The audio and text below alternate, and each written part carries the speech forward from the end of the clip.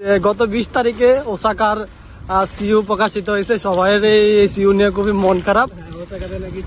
CU নাকি খুব গণহারে রিজেকশন হয়েছে।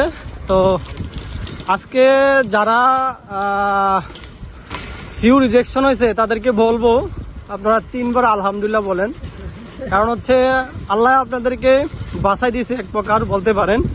কারণ হচ্ছে স্টুডেন্ট বিষয়টা সবার জন্য না, হয়তোবা আল্লাহ আপনার জন্য আরো ভালো কিছু রাখছে, তাই আপনার সিইউটা রিজেক্ট আসছে। তো আপনাদেরকে যারা রিজেক্ট আসছে তাদেরকে একটা কথাই বলবো, আপনারা হচ্ছে SSW তে ট্রাই করবেন। স্টুডেন্ট ভিসা না এসে SSW তে ট্রাই করবেন।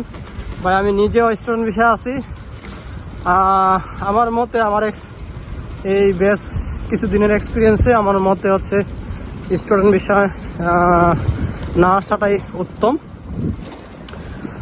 স্টুডেন্ট ভিসা আপনি এক তো ফ্যামিলিকে সাপোর্ট দিতে পারবেন না, নিজেও চলতে পারবেন কিনা এটা একটা সন্দেহ জাগে।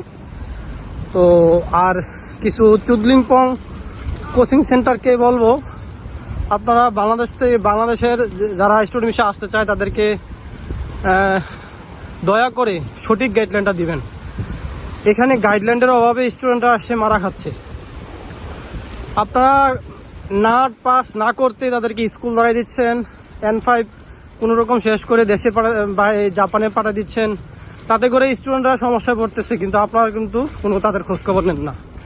তো এই জন্য বলবো চুদলিংপং যেই কোচিং সেন্টারগুলো আছে আপনাদেরকে আপনারা প্লিজ দয়া করে স্টুডেন্টের ভবিষ্যৎ নষ্ট করবেন না। অ্যাটলিস্ট N4 শেষ করার পরে তাদের ফাইল নিয়ে কাজ করবেন, তাহলে আপনাদের কোচিং সেন্টারের সুনাম হবে।